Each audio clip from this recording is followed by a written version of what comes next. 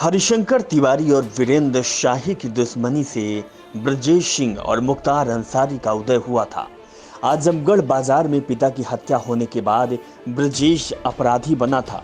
दबंग ठाकुरों ने ब्रजेश के पिता को गोली मारी और फिर चाकू से गोद दिया था।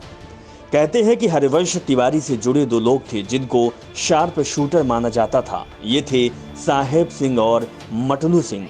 नेताओं का छत्र छाया में जीते जीते मटनू का मन ऊब चुका था। इसी बीच मुड़ियार गांव में साहेब सिंह के नजदीकी त्रिभुवन सिंह के बड़े पापा की जमीन को लेकर विवाद शुरू हो गया। उनकी एक बेटी ही थी पर जमीन काफी थी। मटनू ने यह जमीन हथिया ली। त्रिभुवन सिंह ने इस बात का प्रतिवाद किया। जवाब में मटनू ने के गिरोह में त्रिभुवन के 3 भाइयों और पिता की हत्या कर दी। इसी मटनू गिरोह से जुड़े थे मुख्तार। ब्रजेश साहेब सिंह से जुड़े थे।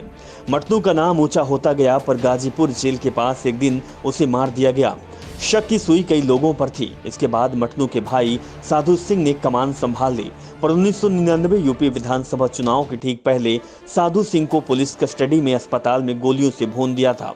कहा जाता है कि इसके बाद इस ग्रुप की कमान संभाल ली मुख्तार ने। मुख्तार और ब्रजेश के गिरोह के बीच कई बार आमने सामने गोलियां भी चलती थी, लेकिन उससे पहले जानना दिलचस्प ये भी है कि पिता की हत्या के बाद ब्रजेश साहेब सिंह के साथ रहने लगा था। ग्रुप में उसका प्रभाव भी था। एक दिन बनारस जेल में पेशी कर गए थे साहब।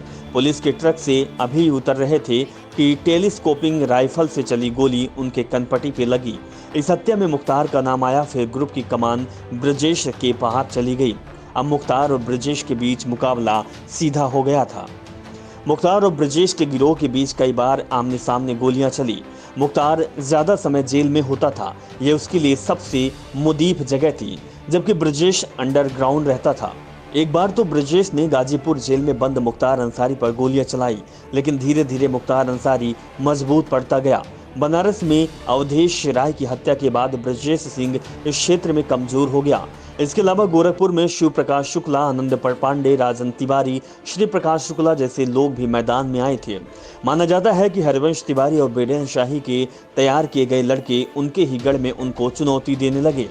1995 का समय था। ये लोग अपने आकाओं के हाथ से बाहर जा चुके थे। ये लड़के इतने उद्दंड थे कि किसी को भी अपने सामने किसी चीज में खड़े नहीं होना देना चाहते थे। इनके टारगेट पर हर वो छुट भैया था जिसके आगे चलकर बदमाश बनने की संभावना थी। इन मनबहुर लड़के ने छोटे छोटे गुंडों को ठिकाने लगाना शुरू कर दिया। फिर इनके टारगेट में राजनीतिक आका आ गए।